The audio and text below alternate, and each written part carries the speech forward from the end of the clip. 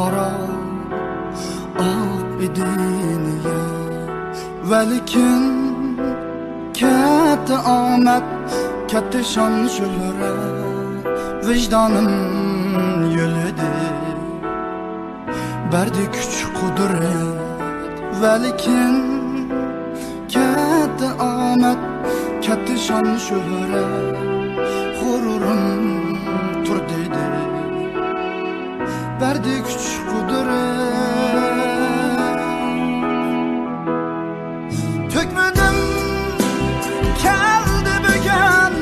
ko'zga liqliq yosh yedim chidayman yetishsa bardosh 30 yosh birincim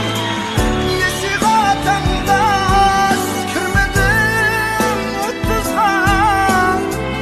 matihi yapmıyor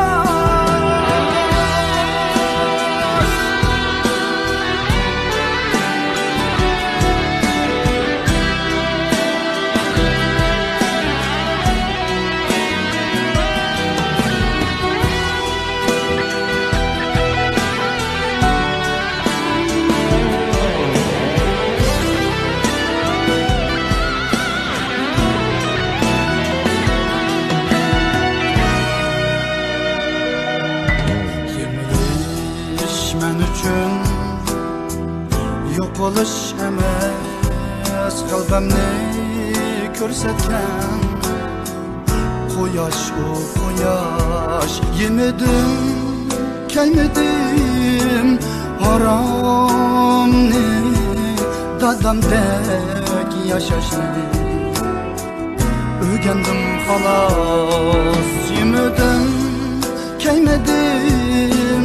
haromni yigitdek yashashni o'rgandim xolos sochlarim oqardi ko'rmay halovat o'tgan ish u mayli